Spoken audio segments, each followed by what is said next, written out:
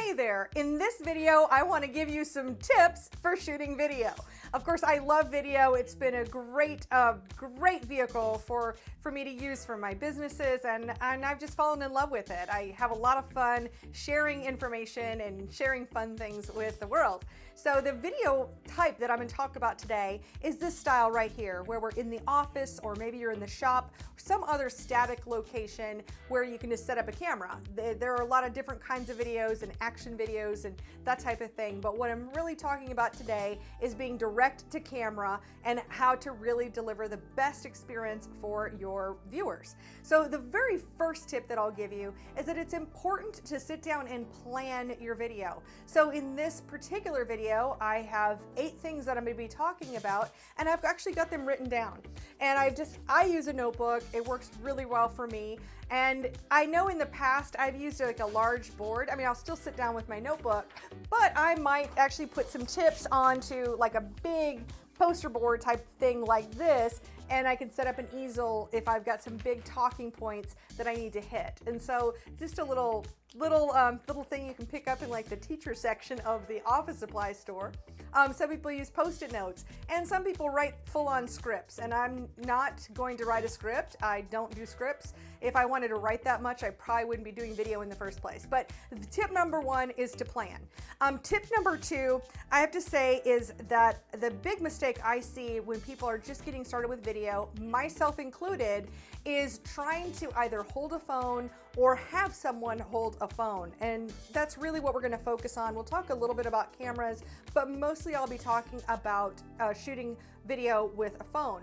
And so that is a big mistake that I see made, is you're just never going to have it steady. If someone tries to hold a phone, I promise you it will never be very steady. So there are a lot of options out on the market for all different kind of price points, but I suggest, it was one of the first purchases I made when I started doing video, was I bought a tripod. And this way my phone can slide right in there and I can secure it down. Well, actually might be easy. This is a wider tripod. Yeah, well, you'll find that there's all kinds of equipment out there and it works with different stuff. So we'll use this phone here. So I can just slide this in here because it's set up for the case. You want to look at how any of these phone tripods are made, whether they're meant for like with having a case on it, or if it's for a Samsung or an iPhone or what have you. And so now that I actually have it on a mount, I can use any kind of tripod. This one happens to be like a Joby GorillaPod, but even something simple like this little bendy tripod, or you can get more complicated and have something like this. Like this is my Ranger travel tripod. You know, it really doesn't matter. The whole point is, even if you can just lean it somewhere, lean your phone, just to have it in a very stable location so that it can just be sitting there static, and you don't have to worry about the shakiness, and that'll take out the shakiness of the video. So that's my tip number 2, is to go on a tripod. Tip number 3 is, go ahead and set up your phone and put it wherever you think you're going to be shooting a video. The next thing is just shoot a very short clip and take a look at it, because what I want you to look at is take a look at your background. That is I've certainly made this mistake where there's some random cord, or maybe you see a trash can, and I probably have a whole pile of videos that I could probably use my own advice with. But just as a tip is just check out your background. Now let me tell you why you want to do that. And it's not just because that you don't want to look like a hoarder. Of course, none of us do. But the other piece of that is, in a video, you want people to focus on what you're saying. You want people to focus on the message that you're delivering and not be distracted by whatever random something is in your video.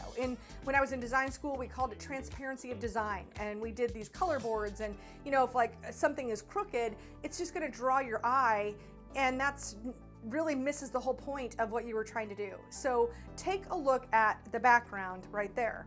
Now the fourth thing is, and the most important thing in video, believe it or not, is actually sound. And with an iPhone, I actually have a story to tell you about that, because I could even call it a Cinderella story, funny enough. This last weekend, I went to a concert. I went to Tom Kiefer. He was the lead singer of Cinderella.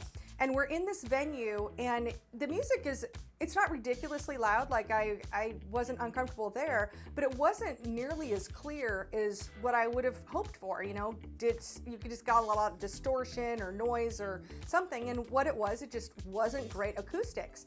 The funny thing is, my boyfriend was shooting parts of that on his iPhone, and when we listened to it, it sounded perfect. I mean, it was just, wow, this is how it was supposed to sound. So I have to say, with these iPhones, they've got some pretty darn good microphones on them now that really blocks a lot of that extra background static, I should really say, more than anything else. That's static, and it blocks it out. But sometimes you're in environments where you want more control, or what I can tell you is, even shooting right here in my office, something I struggle with is my computer is probably the loudest computer I've ever owned in my life. And while it's on right now, a lot of times when I'm shooting these where I don't have to do a screen share, a lot of times I'll turn my computer off. I've also been known to turn off the air conditioning or heat, because if the vents are blowing, that can just cause some, it's not so noticeable, but it's noticeable.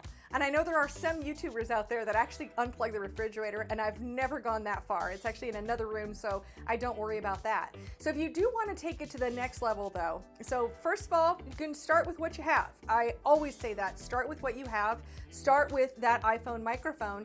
And if you find that you're going to be in environments where that's just not going to work as well for you, the next things that you might want to take a look at leveling up would be your microphone. Now, if you're doing this yourself, you could use like the iPhone headphones. These have a really nice microphone on them that would be pretty concentrated just to grab your voice.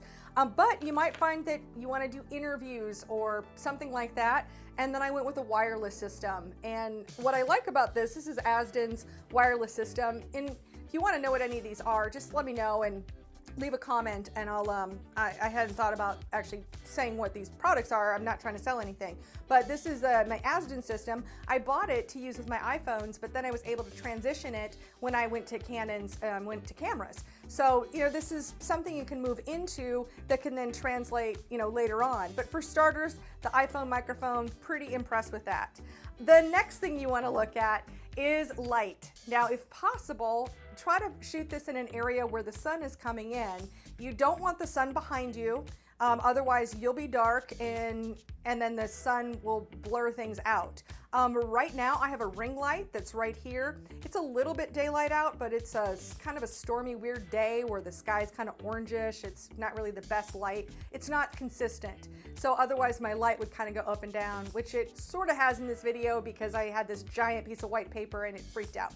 But lighting is the next thing. So again, when you're just starting out, try to shoot where you're going to be facing a window, and that will provide you with a great amount of light, you know, as long as your background's good. So there's a few things going on here. And you know, that's another great thing to check is go ahead and once you're set up and you can shoot your background, but then maybe just come in and shoot a few seconds with you in the shot so you can take a look and make sure that you're well lit enough. Otherwise, lots of other quick little fixes. You can take a lampshade off of a lamp or redirect it and have that light going towards you. I've also been known to turn a flashlight on my iPhone and have that flashing at me. So yeah, a lot of times I'm blinded by when I'm doing video. I'm blinded when I'm doing it, but it happens. So the next thing I want to talk about, and probably a big mistake, I really see it most on Instagram more than anything else, is a big question people have is where do you even look? So where to look is important. Where you really want to look, like if we're talking about an iPhone, if you do have help and someone's able to look at your screen, then where you want to look is right there at this little lens right there. That's where you want to look the entire time.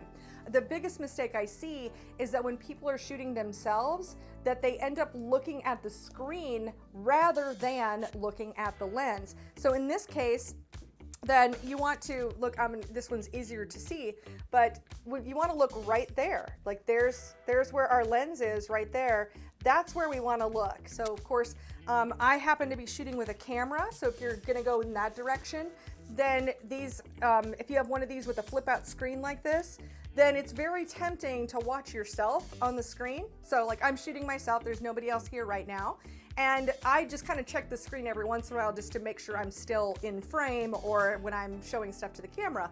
But I try to not, if I look at the screen, this is what it looks like. It looks totally awkward. See what I mean? Like, that's so much better because I'm looking right here, I'm looking at you. So that's an important thing to do right there, is where do you even look? You look at the lens of whatever type of camera that you're using. And then let's talk about how to speak, because this one's scary too, especially when you're just starting out with video, is video makes you very, very flat. So you may not be able to tell it, but I'm bringing the energy right now. So if I was to talk to you, actually, we'll just try this for a moment. Hey, how are you doing today? I hope you're having a great day. And, I just want to tell you a little bit about video.